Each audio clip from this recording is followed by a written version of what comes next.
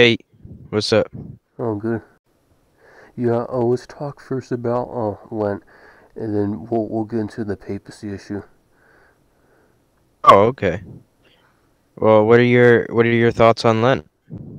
When I read Eusebius Church History last year, I read how there was like a development in the dogma of Lent.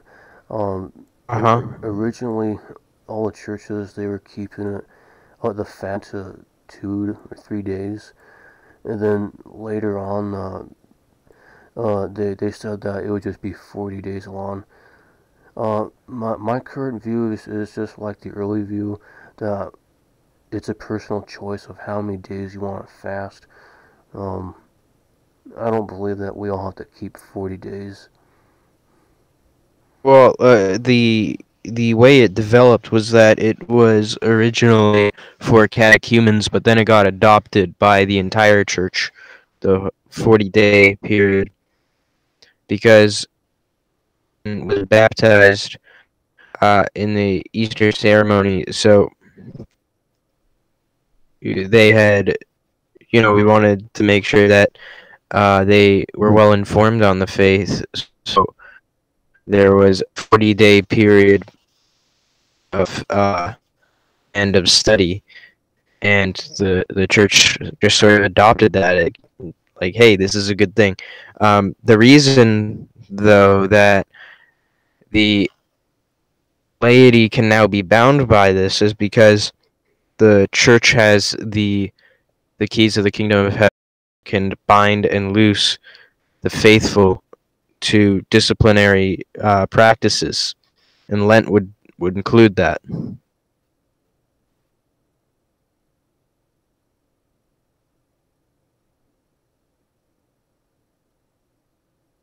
Okay, I noticed that the Advent is the same. They have, I think, 40 days. Am I correct?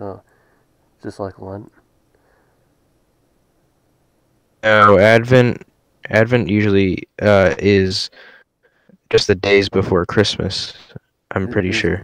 isn't it 40 days or is it 4 Sundays before? I keep forgetting. Oh, it's like it's 4 weeks or so. Okay. Like an Advent wreath, for instance, will have 4 candles. Yeah.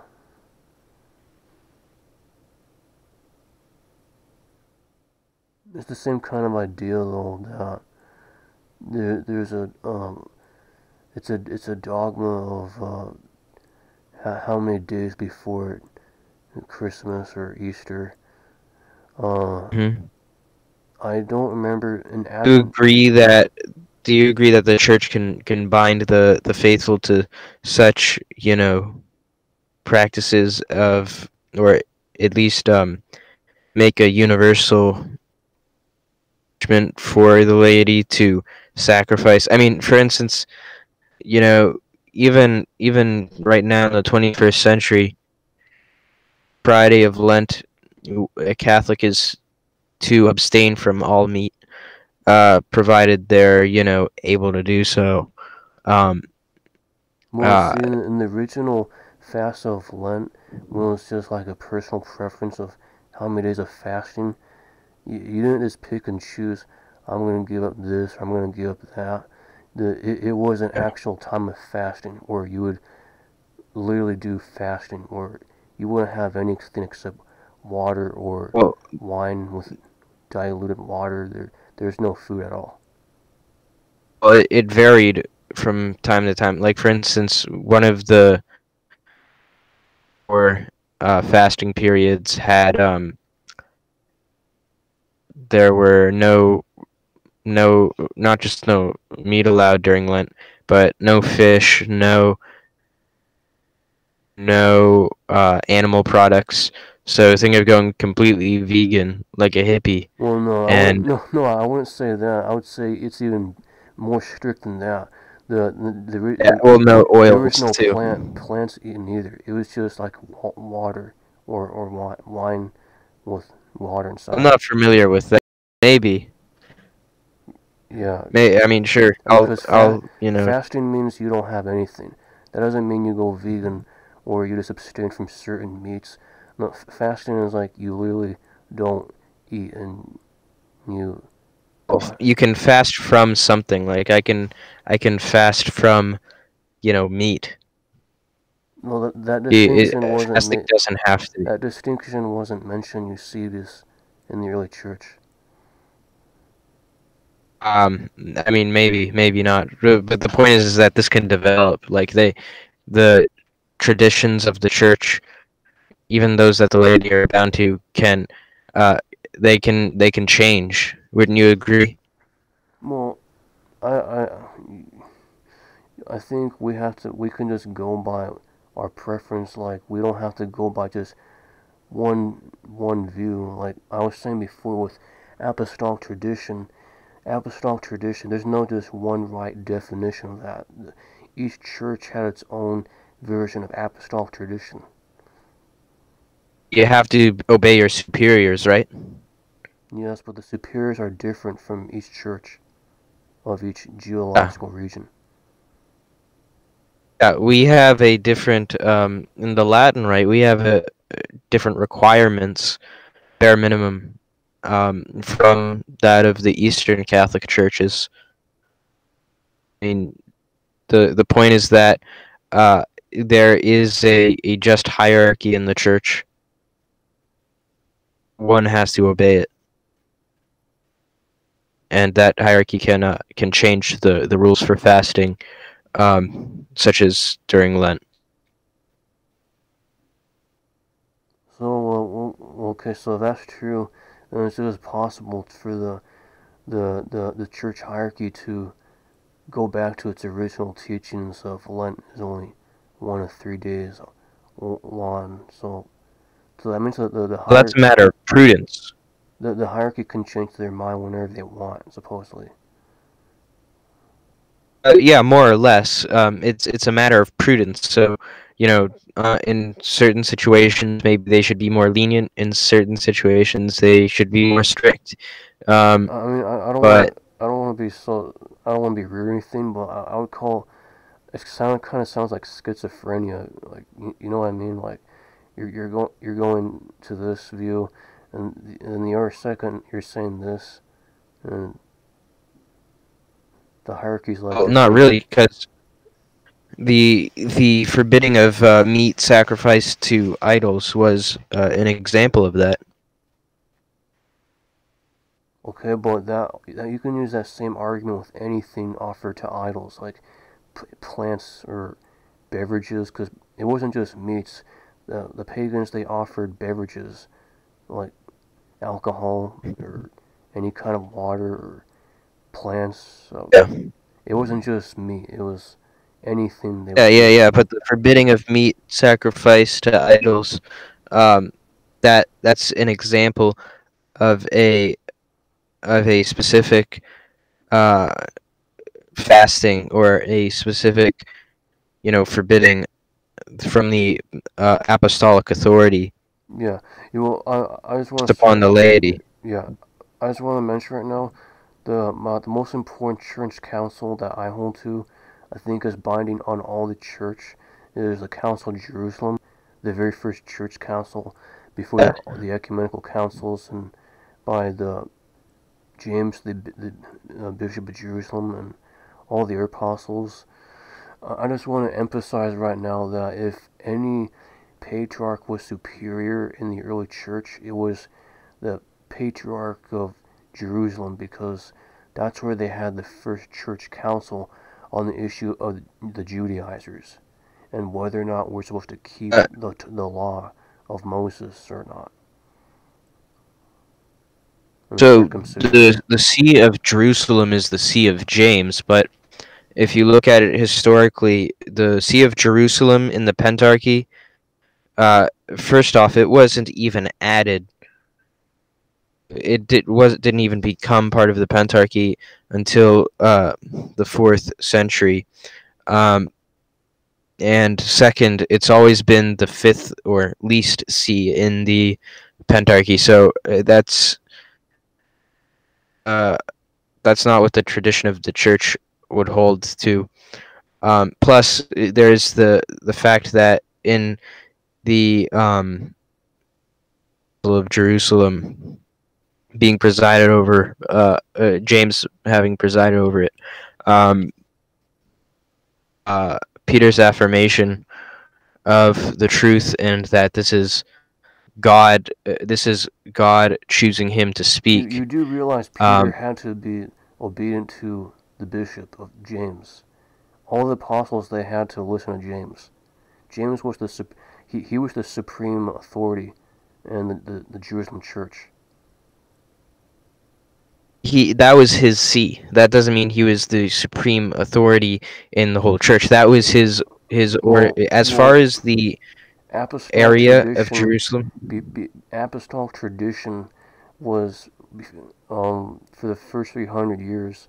It was it wasn't like one see more supreme than any other see. They they understood there was a unity, but they understood their differences and their liturgy and their code, if you will. And like we were saying the other day, they had their own version of the church canon. They still do have their differences. Um, but yeah, we see the first church council. It wasn't in the Antiochian church. It wasn't in the Roman church. It wasn't in the St. Thomas churches in India. It was in the Jerusalem church. Now, James, he says, in the apostles, they write this epistle to all the churches. This is from the Jerusalem church, that they're only to keep 4 commandments binding on the Gentiles in the church, that we're not to eat meat sacrificed to idols, to abstain from blood, fornication, and from strangled bodies.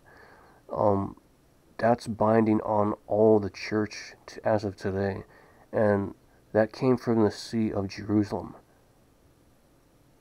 I kind of find that very supreme. But you're sort of breaking up.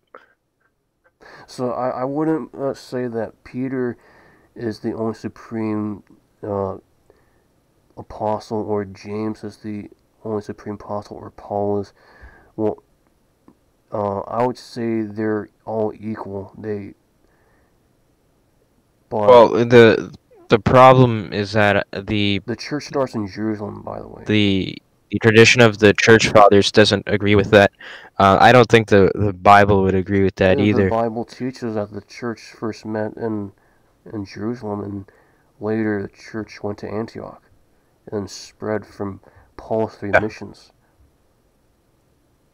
yeah. I mean, so The Peter Roman church came couldn't later. bilocate in The all of the churches at once. So the he was in Egyptian Antioch. the Egyptian patriarch did Sorry. not exist. Uh, so that was Saint Mark who founded Yes, the in but C before that, Mark and was had to in Antioch. uh, So well, Peter was in Antioch before Rome, but yes, the point is that that see was founded by Mark, who was sent by Peter. yes. But I don't we see what your see point is though. we see though that the church, it starts in Jerusalem, and then it moves to Antioch, and then all the other 5 pentarchs were Yeah, started later on. They Jerusalem didn't developed. even become part of the Pentarchy until the 4th century. But we still see an importance in the book of Acts of many of the early church decisions on the layman from Jerusalem. For instance, the Nicene canons If don't you really throw out deal the with council Jerusalem as a see. if you throw out the council of Jerusalem, everyone would still be a Judaizer. We would be keeping the I'm Jewish not saying we should laws. throw it out. So we have to thank James and what he decreed to the church by the Holy Spirit and his authority as apostolic tradition, binding on all the seas. But Peter was the one who made the actual declaration, and when he made it, it says that everyone basically stood silent. So essentially, they were arguing. Peter stood up, He was in he agreement with declared what James. he. Hmm? He was in agreement with James, though. Yeah, yeah, but it was after Peter had made the declaration that everyone stopped arguing. They and they were now all in agreement.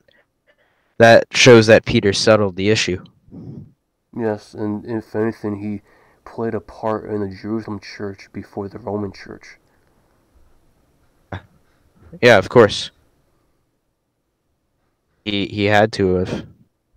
And in the Jerusalem church, these were also the guys who were quartodecimans. I'm not sure about that. Yes, they kept the Jewish Um calendar. They observed the 12 lunar months.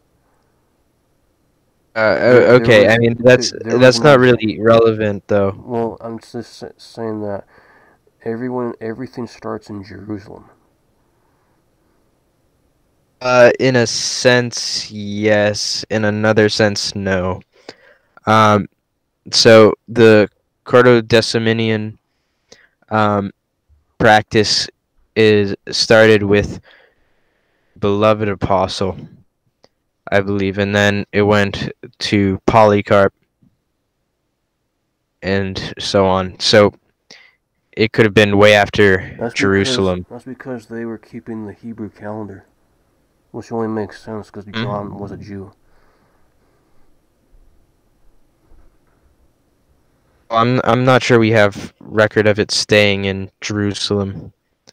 Like maybe were more maybe there were churches in Jerusalem which were following it, and then other churches which were taking the practice we have now Well, if you on read practicing it Eusebius, he Sunday. himself says the churches of Asia Minor, they did the same practice of keeping the Passover, or the Pascha, on Nisan the 14th, which was the practice prior to that, and what the beloved apostle, or not just that, all the earliest Christians in Jerusalem, they were still keeping it on the Jewish calendar. Okay. But that doesn't really have much to do with, like the Council of Jerusalem itself. Yeah, it's not a big Um, issue. Yeah, it's a minor issue. yeah, it is. And either way, it's not like a major issue in that it had been settled in the past, and we can accept that. But uh, so yeah, we see that instance with Peter settling the issue. Uh, the Bible refers to Peter as protos when listing him uh, among the other apostles. It always lists Judas last, Peter first. The other apostles the names can be switched around. But another interesting thing is that whenever it says it titles Peter, it says first Peter, but it's not like a numerical number 1 out of the 12 Peter. Instead, it uses the term protos, which means first, chief, or principal. Mm-hmm. So clearly giving some sort of primacy to Peter, which is, this is one reason why the Orientals and the Eastern Orthodox they Mm-hmm. affirm in at least a primacy of honor to Peter. Yeah, Uh, sure. He plays an important part in the church, yeah, with the decisions and all. a primacy to the see of Peter, a primacy of honor at least. Now, I I would say that it's a primacy of I supremacy, don't see but in the church fathers they're saying the Roman church is supreme over the others. I don't see that at all. well, part of that is a development of We understanding. well Part of it, that's why we had that book called The Donation of Constantine. That's one of Western civilization's biggest forgeries. oh, that's from the I think either 7th or 8th century Yes, that was a forgery. that was forged. Yeah, and that So proves. that's way down the road. Yeah, well, yeah, that's why I'm just saying that the Roman Church, it was a development. Later on, they gained more power, if you will. When do you think the claims of papal supremacy started? More sooner, around the end of the third, early fourth century. So if the donation of Because Constantine is before that, all the Roman Christians, they had to hide underground in the catacombs. That's what history tells us. They were being chased around by lions for about 300 years underground. okay. Well, there's there are I think multiple um So indicate the early papal. popes before the Edict of Milan, they had to hide in underground. But even before then, I think we have some traces of papal supremacy. One of them looks like it's a letter from the near the end of the 2nd century. Is this in reference to Clement? Oh. So this one is called Adversus Aleatoris, and the argument that the evidence that we see from within the text that it's from the 2nd century, Mm-hmm. I think it's pretty darn good. Now, so it's probably near the end of the 2nd century, Mm-hmm. and I think it gives a pretty exact almost um, uh, what we have is the papacy. If you want, I can pull that up. Yeah, these links. Okay, and I mean I can. It's the first part of the thing, so I'll read the first part as well as Yeah. send you Go ahead. the.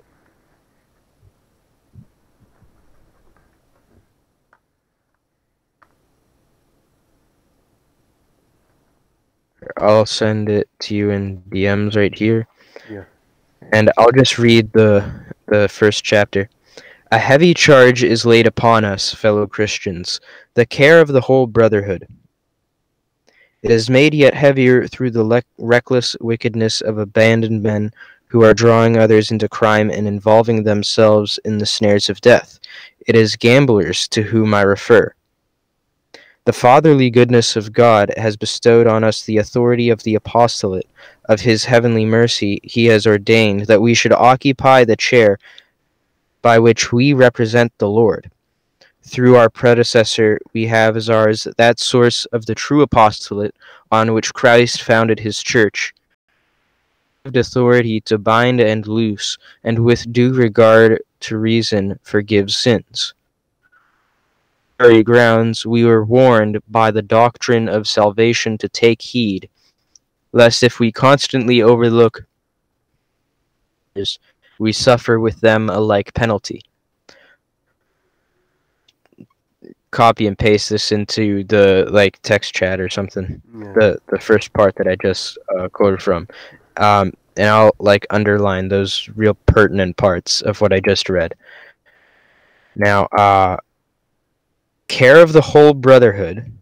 This goes back to in John how we see the sheep, the whole flock being entrusted to Peter after his being thrice asked, Peter, do you love me? After he denied Christ 3 times. Yeah. So yeah, I have that underlined, and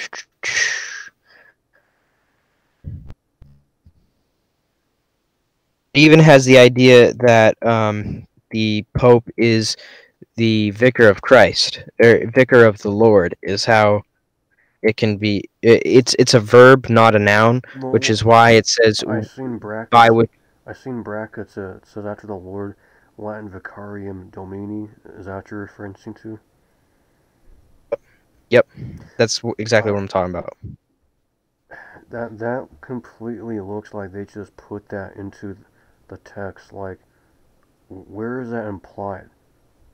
That he's the It's saying what the Latin of "we represent the Lord," because it wasn't written in English; it was written in Latin. yeah, but where in the line is it hinted that the the Roman bishop or pope is the victor of Christ? It's not. It's that's is exactly what it says. Vicar. Okay. I think I see what you're saying. Hold on. Let me It's in just finish brackets. underlining us. Hmm? It's in Yeah. brackets. That's what I'm saying. The thing that's in brackets, it's quoting the what the document says in its original language. "We represent the Lord" comes from the Latin "Vicarium Domini," Hmm. which is it's if I were to say vicaring, like I am vicaring our Lord, it like bear with me. If I were to make it a verb, Hmm. that's basically what he's saying. So the reason it doesn't say use the word vicar in the English translation is because it's a verb, not a noun. That's the only reason. Hmm. Yeah, I would just think that that is just as possible with any other early documents from any of the other sees, that they can make these same arguments that they're also the vicar of Christ and not just the Roman bishop. No, not in the context of the chair that he's talking about. This is in the context of the one chair. So it says that um, he has ordained that we should occupy the chair, represent the Lord. So there's this one chair that Okay. he has ordained that the Pope, in this case the Pope, Hmm. occupies that chair, and it is that chair by which the Lord is represented by him. Okay. Well, And it even goes on to say, hmm, through our predecessor as ours, that source of the true apostolate on which Christ founded his church.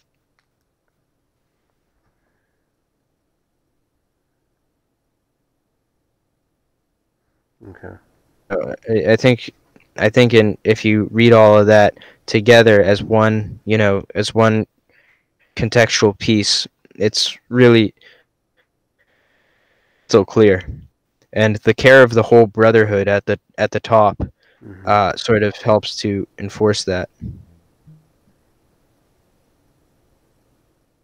He's not even saying like, "Oh boy, look at me with my power, hail me." He's Hmm. saying a heavy charge is laid upon us.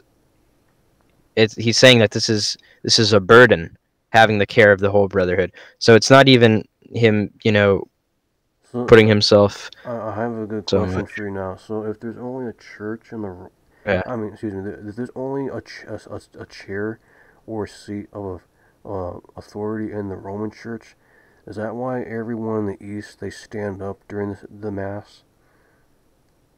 They don't have chairs at all, or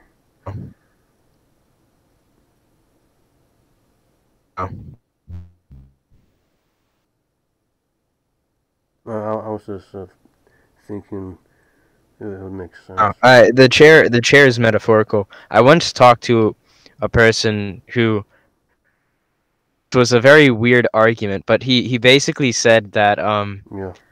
uh that uh that the Pope doesn't that I can't know if the Pope is speaking ex cathedra Mhm. because I don't know if he was sitting in a chair. They So take they yeah, take the whole idea of a chair a little a literally, little bit too literally. literally. Yeah. Okay. Oh yeah, I gotcha. Like the office of the president. We don't say that. We're talking about the literal um Chair he sits in. room where his yeah, and the Okay. chair he sits in and the desk he writes on. So he doesn't have to be in That a it's a title of the office. he doesn't have to be any special robes at all either to do ex cathedra. Or, He just needs to be a pope, he could and be in his he has to pajamas still. he could be in his pajamas. Yeah, yeah, dude. He could wear a clown suit if he wanted to. Okay, that's interesting. Okay. He could wear uh a Hillsong, like Hillsong clothes, like the Yeah. ripped jeans and the leather jackets or whatever. Yeah. Okay.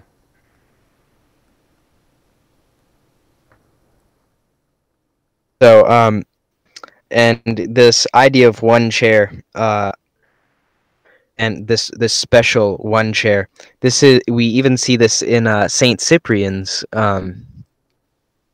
theology. Mhm. Even though Saint Cyprian is, and I think Eastern Orthodox who use him, they do have a good point when they try to use him. Mhm. That he still refers to this one chair, the chair of Peter, by which this unity is shown, and that if someone doesn't hold to this unity by this one chair, he can't really call himself Catholic faith. That's a is very, not only is it very strong, but it implies a lot of things, and it sort of goes Well. against what Well. I Yeah. think Okay. Saint Cyprian was a little bit contradictory in his ecclesiology, Mhm. and his conflict with Pope Saint Stephen the First. So also in the west, these Western, the Pentarch of Rome and the Pentarch of Egypt, they had both have their own version of the papacy. They both have popes. You know that, like, They both have someone they call Pope. Yeah, yeah, like the Coptic Church, they I mean, it's also Papa. claim to have a pope. It's like Father. Yeah, it's, well, the hierarchy is similar to that of the Roman Church. The title Pope isn't necessary though.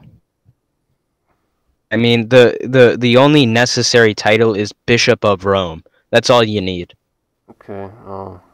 Everything else is just a special term. So does that It's mean, unnecessary. so you mean like I can call any bishop of any church, including the Eastern Church, a pope?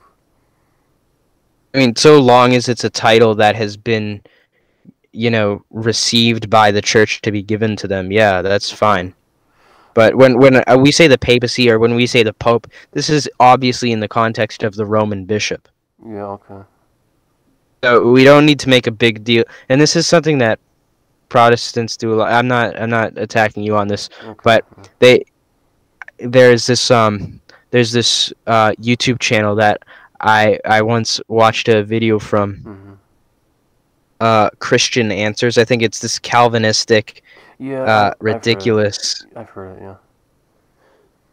Yeah. They actually made the argument that the Bishop of Rome can't claim to be the Pope because we have earlier documentation of the word Pope being attributed to an Alexandrian bishop than a Yeah. Well. Roman Yeah. bishop. I actually The, agree. I that's agree with that still though. What's wrong with oh, that? but it's not an actual argument. It's not in any way a necessary argument because the title Pope wasn't always used of either see. Yeah. For a while. Yeah. They didn't even call them popes. So like I said, the only necessary title is Bishop of Rome. Okay. That's all we're essentially talking about. Okay. I mean, servants of God is an older title than Pope, I believe, for the Bishop of Rome, and that I think better describes the role of the papacy than just saying Pope. Well, if we want to start talking about political power, like after Constantine, then yeah, the Roman Church started to get more political power. But before that, they didn't have any political power.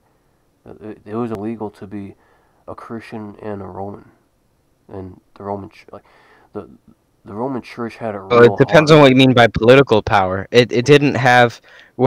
If we're Well, talking in relation to in pagans, the then you're right. the But if West, we're talking in relation to if we're talking in relation to other Christians, they had a lot of political power, even before Constantine. Still very much the center of religious thought, I in mean, a he's sense. the guy who saved the Roman Church to begin with. So if it wasn't for Constantine, like, well, well, the Roman Church would just pretty much be what it always was. It was a small sect, if you will, and Can't really call it a sect. well, That's okay, well, it would have still remained to be a tiny church, and if it wasn't for Constantine, then the Roman Church would still be what it was 2,000 years ago. It was just a small. the So example of Cyprian, who is before Constantine. That alone shows that because Constantine that this idea isn't. he goes east to found Constantinople. He renames Byzantium Constantinople, and then he gives power to the eastern side of the empire and helps out the patriarch in the east. And it's not Well, just. here's the thing about Constantinople. There was this power grab that Constantinople always tried to play, and the 28th canon of the Council of Chalcedon is a prime example of that. It was rejected by the contemporary Pope Leo. Anatolius of Constantinople obeyed Pope Leo's decision to take away the canon, and then both in the East and in the Western popes, they had agreed to list 27 canons of Chalcedon. Mhm. I don't have all the quotes on me right now, but I know, for instance, after Pope Saint Gelasius I rejected Canon 28, and his decree of Gelasius, which I brought up to you in our last discussion. Um, it it doesn't mention the 28th canon of Chalcedon, but it sort of gives a backhanded slap to it. Takes a little jab at it by enforcing that Alexandria takes the second see after Rome, with Antioch as the third see, because they both have Petrine roots.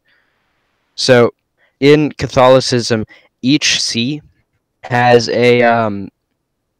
its rank. The rank of each see is dependent upon its foundation, like who founded it.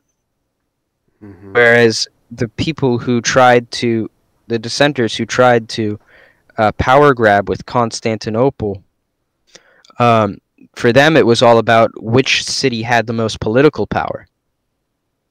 Constantinople had a lot of political power by the Council of Constantinople. Yeah. Council of Chalcedon. They requested that. They tried to make a power grab. But yeah, what are your thoughts on that? Yeah. Well, are you familiar with the doctrine of the two swords? That the Pope has both spiritual power and temporal power over Europe. Are you familiar with that? Or wait, are you talking about Pope Saint Gelasius I letter to Emperor Anastasius? Yeah, probably that guy. I'll send you a link. Um, it's sometimes called the two powers. Yeah, well, that's the view of the Roman Church after Constantine, because before that they had no political power, or at least near The zero link you power. just gave me gives yeah, this is Pope Boniface VIII, who was in the 13th to Mm-hmm. centuries. Yeah. So that's a while after, getting close to 1,000 years after Gelasius. We are taught by the words of the gospel that in this church and under her control there are two swords, the spiritual and the temporal. Mm-hmm. Both of these control of the church. The first is wielded by the church. The second is wielded on behalf of the church. The first is wielded by the hands of the priests, the second by the hands of kings and soldiers, but at the wish and by the permission of the priests. He is subordinate to the sword, and it is only fitting that the temporal authority should be subject to spiritual. Denzinger, 873. Okay, so currently it's not ex cathedra. It's just but it does hold a high authoritative place. That thing though, this two swords thing, sort of emphasizes the power of the church, but it does have a sense of separation between church and state. If you listen to my reading it, if you want to see what he's getting at, though, you should start with reading, and I'll link it to you. I have it I can link it to you in 15 seconds probably. Oh, yeah, okay, go. You can do that. But okay, so this is the biggest problem, by the way, that I have as in the Anabaptist Reformation, we were teaching what the early church fathers taught, that there's a separation of the church and the state. You have that problem of the marriage of the church and the state after the Roman Church and all, and then the church in Constantinople. They gained political power, and they believed that they had both temporal and spiritual power due to this idea that the church has power over the state. In the Anabaptist Reformation with Michael Sattler and other like men of Simmons, we taught what the early church taught, that the kingdom of God is not of this world, or we're in the world but we're not of the world. That our king, our sovereign king Jesus, he's not to be confused with Caesar or the kingdom. Yeah, we're not doing that in any sense. Well, you have to. What you have to do though is you have to read Pope Boniface VIII in union with what previous popes were teaching, what he got this teaching from. What we teach is what the Roman Church originally taught. We Okay. don't influence the state at all. We believe in the Okay, so separation. you have to look at what he meant though. You have to look at what he meant when he was saying these things. What he meant was that the church has a more important position because its power is spiritual, and thus needs to serve the interests of the spiritual authority of the church. We all believe the state has a responsibility to not allow degeneracy of the church because of the spiritual authority of the church. So it's not in any way a form of ultramontanism, but instead it's it's an affirmation that that the state has to uphold morality. Okay, so here's my biggest problem here. Why does Jesus say in John 18:36? Jesus, he's answering Pilate, by the way. He's asking his position of authority, and this is before the crucifixion. Jesus answered, "My kingdom is not of this world. If my kingdom were of this world, then would my servants fight, that I should not be delivered to the Jews. But now is my kingdom not from hence." And then Pilate therefore said unto him, "Art thou a king then?" And Jesus answered, "Thou sayest that I am a king. To this end was I born, and for this cause came I into this world, that I should bear witness unto the truth. Every one that is of the truth heareth my voice." And then this is the Anabaptist apologetic, that when the early Christians, they were confronted by the Romans, and they asked what they worshipped, and where did they get this authority to worship this radical religion called Christianity. They said, "Where is your God? You have no temples that we can go to. Where is your offerings, etc.? And why don't you pay worship to Caesar? Why don't you worship our gods, etc.?" So this is how the early Christians saw the Roman Empire, that King Jesus and his sovereign kingdom from above in heaven is radically opposed to Caesar, or King Caesar, and all of the Roman Empire, which was you can't mix these two kingdoms. Just will not work. You can't mix them, which is why there are two powers, not one power. Yeah, one is terrestrial while the other is celestial. Okay, so you also have to make a distinction between the godless, barbaric Romans and the Romans, and you have to make a distinction between them and the Romans and the Christian, and yeah, exactly, the Christian authorities. We can either take two positions. We can either say we should try to stay out of all political affairs, have no influence on the state, and only have influence on our religious body, or we should say that, which is almost like a sort of suicide, a cultural suicide, really. Or we can go the route of how the church historically handled this. All the early Romans said the Christians were a cultural suicide. They were the very threat to the empire's survival. Our ideology is very different. I'm speaking in a different sense. Okay.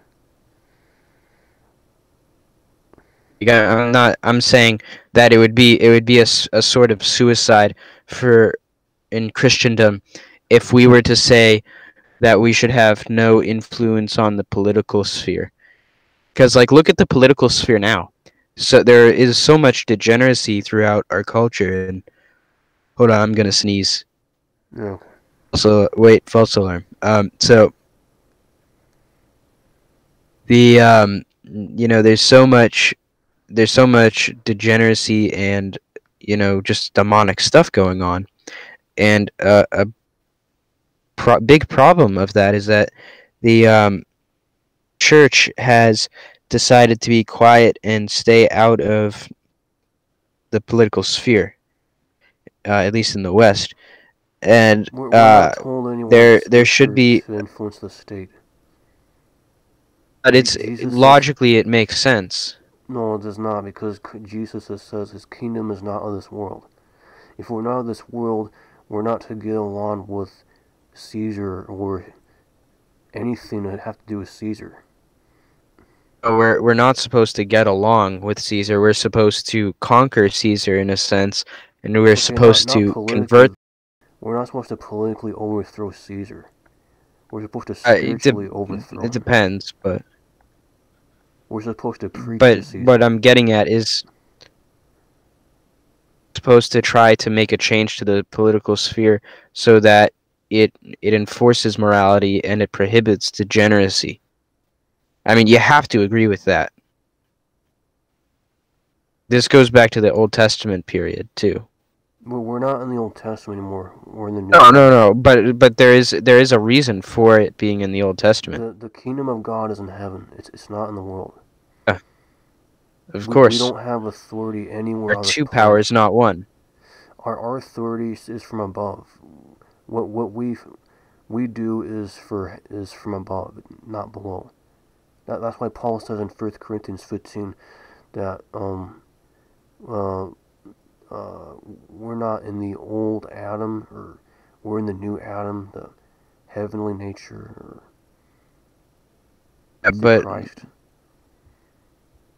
That you aren't supposed to try. I mean, you believe abortion should be illegal, right? Yes, but I do not believe we should enforce our beliefs on the state. I don't. Oh, that's hypocrisy. Well, no, the early Christians, we don't see them you know why I chose the example of abortion? Yeah, well, I understand the Didache and all the early Christians were against abortion because It goes back to paganism. The pagans believed Not in only that, but abortion. when writing to the Romans against what the Romans were saying about them, they really whacked on the Romans for allowing these practices of abortion. Athenagoras of Athens, in the 2nd century, wrote about that, and there's I think another example from the 2nd century. I forget who exactly, but they were writing to the Romans, the Roman authorities, and it's from a plea to the Christian, plea for the Christians, um, or the plea of the Christians. You get the idea. Um, Within this plea, basically, they're saying, you guys allow for this practice where the woman has her fetus expelled, and they railed against them for this being allowed, and that's how such governments who allow abominations like that. We shouldn't, you know, have no say in Okay, how well, in okay, yeah, what the government does. we, the scriptures teach and the church fathers teach. Yes, we're supposed to try to convert the Roman pagans, and that's what we were doing originally. But I don't believe we have to like infiltrate their political spectrum Oh, and no, I'm not saying we need to infiltrate them.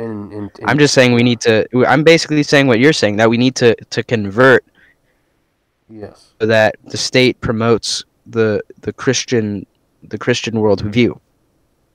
yeah. But okay, so um, are you familiar with David Berceau at all? He's a really church historian. I'm not familiar with them. Okay, well he does a 3 hour debate where he debates with Catholics. It's basically uh, Catholic theologians with Anabaptist theologians, and they debate on whether uh, war is just and if the church can join the military at all. And David Berceau, this man, he's a real scholar. He quotes the church fathers in a lot of his books he writes. He quotes the 12th canon of Nicaea, and if you read the 12th canon, even in Nicaea, the Roman Church says that if you are still in the Roman army and you wish to be a Christian, you can't go through the process of catechesis as a catechumen until you tell it, you make an agreement with the church, you will cease to kill people with the sword, or you cannot join a local Roman church. You can't join the church at all. So you're making an argument for pacifism? Yes, that was the historic view of the Roman Church. Well, I mean, with all due respect, I'm not going to make an argument against. I'm not going to talk about pacifism and the arguments against that. Okay. I don't see that as very relevant. Well, it's relevant I to mean, I decide. understand that in your Anabaptist tradition, that might have that might have big importance, but quite frankly, I don't give much attention to that subject, and it's I mean, it's one that I don't really think about much, and Okay, well, I sent you a I mean, link. sure, I take it for granted, You, but you can look at this link where it lists a bunch of church fathers, and it uses the Sermon on the Mount, and it talks about how the where it basically yeah, but you talks can't about use the the Sermon on separation the of Mount, since church it's and state. it's instructed to individuals. There's a big difference with the with something addressed to the individual than that which is addressed to the body.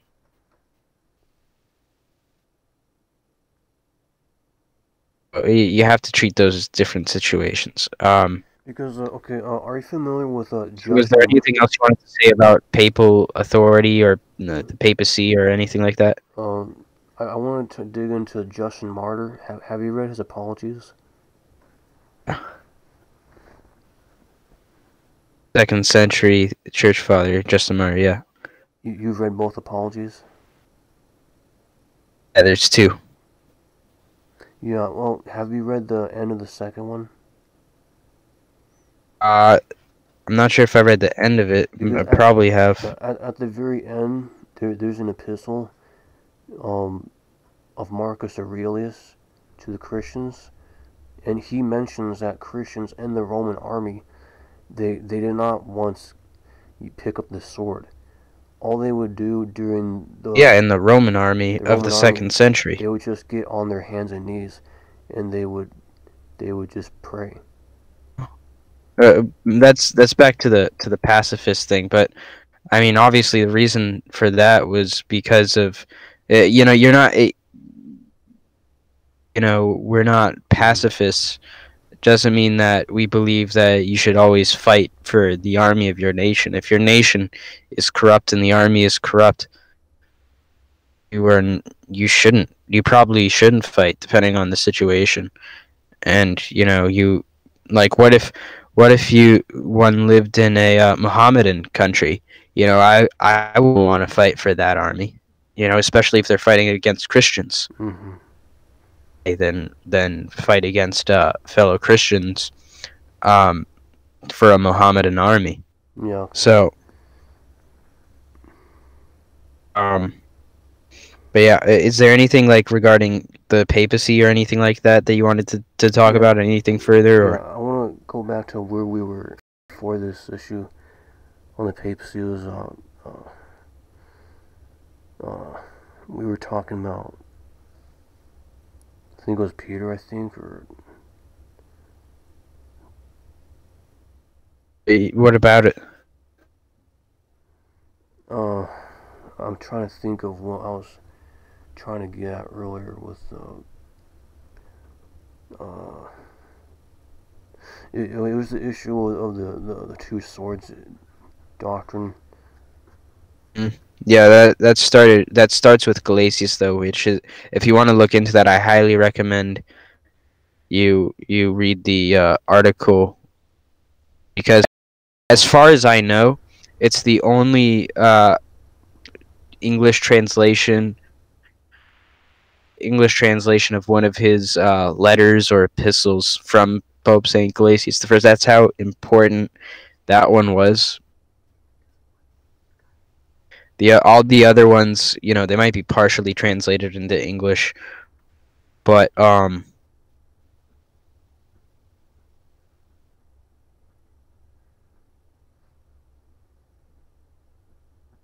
we could read parts of it if you wanted to. Yeah. You could send me the link. I could read I it already later, honestly. did. I already did. It's from an archive.org link. Yeah, I can check that out. I think that's about it. All right, cool. Did you want to end it there? Yeah, I think we'll end there. We can talk about some other issues sometime. Okay. Well, thank you here. Nice talking to you. Yeah. And have a good night. You too.